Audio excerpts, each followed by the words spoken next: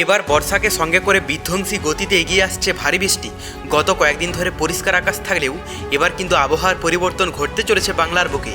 কিন্তু ঠিক কোন এলাকায় আবহাওয়ার পরিবর্তন ঘটবে এবং কোন দিকেই বা ভারী বৃষ্টি হবে তা নিয়ে এই ভিডিওতে আপনাদেরকে বিস্তারিতভাবে জানিয়ে দেব। আপনি ভিডিওটি অবশ্যই শেষ পর্যন্ত দেখবেন। ভিডিওটি ভালো লাগলে একটি লাইক করবেন, আর এইরকমই লেটেস্ট ও হেল্পফুল ভিডিওগুলি সবার প্রথম দেখার জন্য আমাদের চ্যানেলটিকে সাবস্ক্রাইব করে পাশের বেল আইকনটি বাজিয়ে দেবেন। চলুন এক নজরে দেখে নেওয়া যাক। জোড়া ভৌগোলিক পরিস্থিতির কারণে রাজ্যে বৃষ্টির মাত্রা বেড়েছে।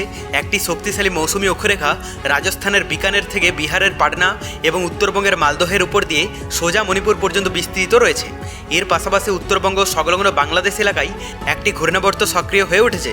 এই জোড়া সিস্টেমের প্রভাবেই রাজ্যে প্রচুর পরিমাণে জলীয় বাষ্প প্রবেশ করছে, যা রাজ্য জুড়ে ঝড় বৃষ্টির অনুকূল পরিবেশ তৈরি করেছে।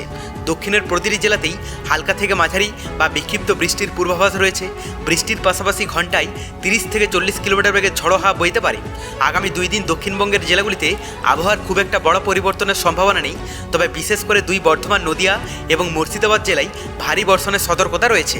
পাশাপাশি উত্তরবঙ্গের উপর মৌসুমী অক্ষরেখা অবস্থান করায় উত্তরের 5 জেলা অর্থাৎ দার্জিলিং, কালিম্পং, জলপাইগুড়ি, আলিপুরদুয়ার এবং কোচবিহারে অতি ভারী বৃষ্টির প্রবল সম্ভাবনা রয়েছে। সেই সঙ্গে নিচু এলাকায় জল জমার ঝুঁকি থাকায় সতর্কবার্তা বহাল থাকছে। তো এরপর আমরা যদি লাইভ আপডেটটা দেখে নিই, প্রথমে আমরা যদি আজ সকালের দিকে পশ্চিমবঙ্গের দক্ষিণবঙ্গের এলাকাগুলোর কথা বলি, তো এখানে কলকাতা এবং দক্ষিণবঙ্গের প্রায় প্রতিটি জেলাতেই কিন্তু বৃষ্টি দেখতে পাওয়া যাচ্ছে। হালকা থেকে মাঝারি মানের বৃষ্টি হবে সমস্ত এলাকা জুড়েই, তবে ভারী বৃষ্টির সম্ভাবনা রয়েছে এখানে হলদিয়া, কাকদ্বীপ, সাগরদ্বীপ, ডায়মন্ড হারবার এই কয়েকটি এলাকা জুড়ে। দক্ষিণবঙ্গের বাকি এলাকাগুলোতে হালকা থেকে মাঝারি মানের কিন্তু বৃষ্টি হবে। কোথাও সেরকমভাবে সকালের দিকটাতে পরিষ্কার আবহাওয়া দেখতে পাওয়া যাচ্ছে না। উত্তরবঙ্গের যদি আবহাওয়াটা দেখে নিই, তো এখানে দার্জিলিং থেকে শুরু করে কালিম্পং, কার্শিয়ংয়ে বৃষ্টির সম্ভাবনা অনেকটা অংশে কম দেখা যাচ্ছে। তবে এদিকে জলপাইগুড়ি, কোচবিহার, আলিপুরদুয়ারে হালকা থেকে মাঝারি মানের কিন্তু বৃষ্টি হবে।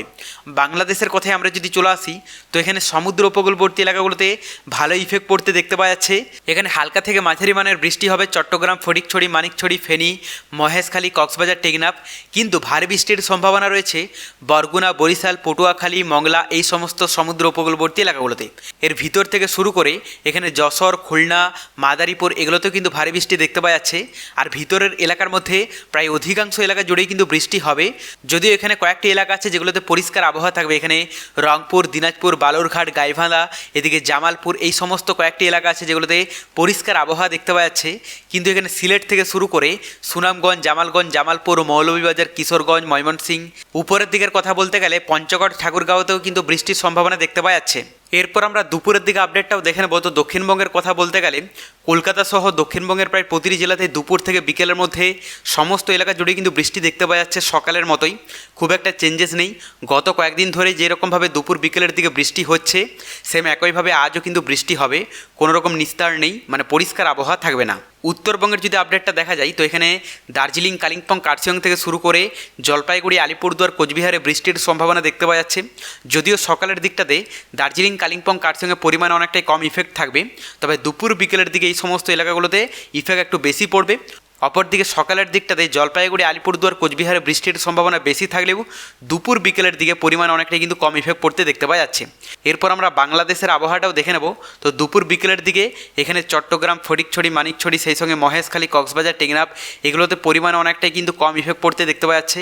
কিন্তু এখানে বরগুনা, বরিশাল, পটুয়াখালী, মোংলা এই সমস্ত সমুদ্র উপকূলবর্তী এলাকাগুলোতে ভালো ইফেক্ট থাকবে। ভিতরের এলাকার মধ্যেও সমস্ত এলাকা জুড়েই কিন্তু বৃষ্টি হবে। তার মধ্যে কিছু কিছু এলাকা আছে যেগুলোতে পরিমাণে অনেকটাই কম ইফেক্ট পড়তে পারে। এখানে পঞ্চগড়, ঠাকুরগাঁও, দিনাজপুর এবং এখানে গাইবান্ধার কাছাকাছি এলাকাগুলোতে কিন্তু পরিমাণ অনেকটাই কম ইফেক্ট থাকবে। বাদবাকি সিলেট থেকে শুরু করে সুনামগঞ্জ, জামালগঞ্জ, ময়মনসিংহ, কিশোরগঞ্জ, এখানে বগুড়া, রাজশাহী, পাবনা, ঢাকা, কুমিল্লা সমস্ত এলাকা জুড়ে কিন্তু বৃষ্টি দেখতে পাওয়া যাচ্ছে। দেখুন এই মুহূর্তে আমরা যদি বঙ্গোপসাগরের আবহাওয়াটা দেখে নিই, তো বঙ্গোপসাগরে আবারও কিন্তু দুর্যোগপূর্ণ আবহাওয়া ঘনিয়েছে এবং এর ইফেক্টটা বিশেষ করে পশ্চিমবঙ্গ, বাংলাদেশের দিকেই ঢুকছে। নতুন কোনো সিস্টেম নেই, তবে পরবর্তীতে নতুন কোনো বড়সড় দুর্যোগের আভাস পেলে অবশ্যই আপনাদেরকে লাইভে জানিয়ে দেবো। এরপর আমরা তাপমাত্রাটা দেখে নেব যে আজ বৃষ্টির ফলে তাপমাত্রায় কতটা কি চেঞ্জেস লক্ষ্য করা যেতে পারে। প্রথমে আমরা যদি আজ দক্ষিণবঙ্গের তাপমাত্রাটা দেখে নিই, তো এখানে কলকাতা এবং দক্ষিণবঙ্গের বেশিরভাগ এলাকার তাপমাত্রা থাকতে পারে 28, 29, 30 ডিগ্রির মধ্যে। পাশাপাশি উত্তরবঙ্গের যদি তাপমাত্রাটা দেখা যায়, তো এখানে দার্জিলিং, কালিম্পং, কার্শিয়ংয়ে 25 ডিগ্রি থাকবে। আর এদিকে জলপাইগুড়ি, আলিপুরদুয়ার, কোচবিহারের তাপমাত্রা থাকতে পারে 31, 32 ডিগ্রির মধ্যে। বাংলাদেশের কথা বলতে গেলে সমুদ্র উপকূলবর্তী এলাকা এবং ভিতরের এলাকার মধ্যে বেশিরভাগ এলাকার তাপমাত্রা থাকতে পারে 29 ডিগ্রি থেকে শুরু করে 30-31 ডিগ্রি পর্যন্ত। তবে এক্ষেত্রে রংপুর একটু বেশি থাকবে 32 ডিগ্রি সেলসিয়াস। এরপর আমরা রাতের দিকে তাপমাত্রাটাও দেখে নেব। তো দক্ষিণবঙ্গের কথা বলতে গেলে কলকাতা এবং দক্ষিণবঙ্গের বেশিরভাগ এলাকার তাপমাত্রা থাকতে পারে 25, 26, 27 ডিগ্রির মধ্যে। পাশাপাশি উত্তরবঙ্গের যদি তাপমাত্রাটা দেখা যায় তো এখানে দার্জিলিং, কালিম্পং, কার্শিয়ংয়ে 20 থেকে 21 ডিগ্রি থাকবে। আর এদিকে জলপাইগুড়ি, আলিপুরদুয়ার, কোচবিহারের তাপমাত্রা থাকতে পারে 27 ডিগ্রির মধ্যে। বাংলাদেশের কথা বলতে গেলে সমুদ্র উপকূলবর্তী এলাকা এবং ভিতরের এলাকার মধ্যে বেশিরভাগ এলাকার তাপমাত্রা থাকতে পারে 26 থেকে 27 ডিগ্রির মধ্যে। তবে পরবর্তীতে বঙ্গোপসাগরে নতুন কোনো বড়সড় দুর্যোগের আভাস পেলে অবশ্যই আপনাদেরকে লাইভে জানিয়ে দেব। তার জন্য চ্যানেলটিকে সাবস্ক্রাইব করে রাখতে ভুলবেন না।